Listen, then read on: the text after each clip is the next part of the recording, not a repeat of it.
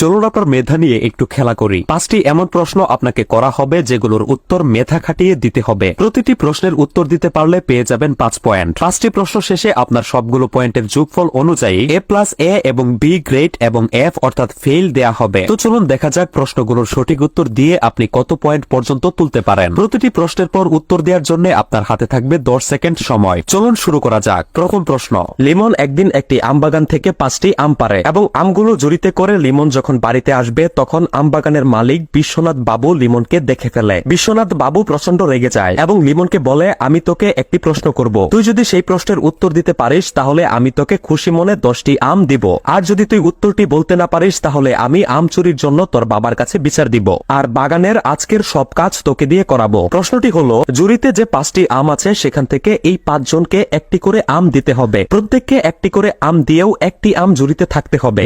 লিমন কিছুক্ষণ ভাবার পর উত্তরটি দিতে পারলো। এখন আপনারা দেখুন তো উত্তরটি পারেন কিনা। পারলে আমি উত্তরটি বলে দেওয়ার আগেই উত্তরটি কমেন্ট করে ফেলুন।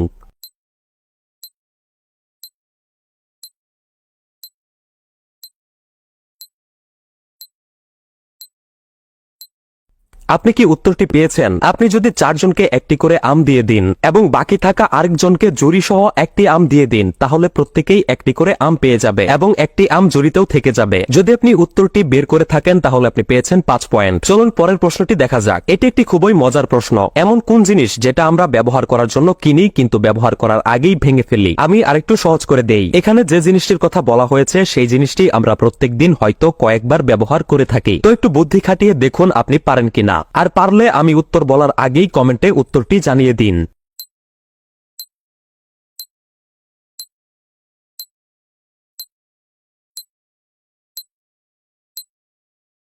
আপনি কি উত্তরটি পেরেছেন? উত্তরটি হচ্ছে ডিম, যেটা আমরা ব্যবহার করার জন্য কিনি কিন্তু ব্যবহার করার আগে আমরা সেটা ভেঙে নিই। যদি আপনি পেরে থাকেন তাহলে আপনি আবারও পেয়েছেন 5 পয়েন্ট। চলুন পরের প্রশ্নটি দেখা যাক। ধরুন আপনার এলাকায় কয়েকদিন ধরে খুব ঝড় বৃষ্টি হচ্ছে আর তার জন্য আপনার শহরে ইলেকট্রিসিটি নেই। আপনি রাস্তায় বেরিয়েছেন কিছু কিনতে, হঠাৎ একজন লোক আপনাকে কিডন্যাপ করে একটি পুরনো বাড়ির মধ্যে নিয়ে যায়। যে আপনাকে কিডন্যাপ করেছে সে আপনার সামনে 3টি দরজা রাখে। সে 3টি দরজা আপনাকে দেখায় এবং আপনাকে বলে এই 3টি দরজার যে কোনো একটি আপনাকে বেছে নিতে হবে। প্রথম দরজাটির মধ্যে রয়েছে আগুন, এই দরজাটিতে গেলে পুড়ে যাবেন, এবং দ্বিতীয় দরজাটির মধ্যে রয়েছে কাটিং মেশিন, এই দরজা দিয়ে গেলে কেটে টুকরো টুকরো করে দিবে, এবং তৃতীয় দরজাটির মধ্যে রয়েছে ভূত, এই দরজার মধ্যে গেলে ভূত ঘাড় মোটকে দেবে। এখন আপনার কাছে আমার প্রশ্ন, আপনি কোন দরজাটি বেছে নেবেন?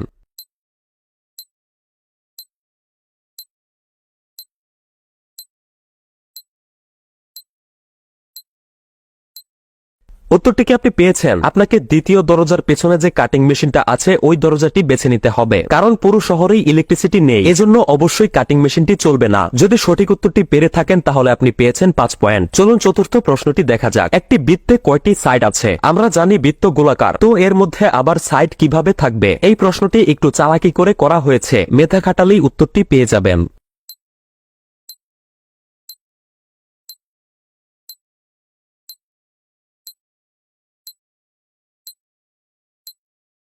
একটি বৃত্তের 2টি সাইড রয়েছে, একটি হচ্ছে ইনসাইড আর একটি হচ্ছে আউটসাইড। যদি আপনি উত্তর পেরে থাকেন তাহলে আপনি আবারও পেয়েছেন 5 পয়েন্ট। চলুন পঞ্চম অর্থাৎ শেষ প্রশ্নটি দেখা যাক। সাইফ কাদেরের থেকে লম্বা, কাদের রহমতের থেকে লম্বা, লিমা আবার নাজিমের থেকে লম্বা, নাজিম আর কাদের সমান হলে কে সব থেকে বেশি খাটো? প্রশ্নটি একটু বেশি ক্রিটিক্যাল, তবে আপনার যদি বেশি সময় লাগে তাহলে ভিডিওটি পজ করতে পারেন, আর যদি উত্তরটি আপনি বের করে ফেলতে পারেন তাহলে আমি উত্তরটি বলার আগেই কমেন্ট করে ফেলুন।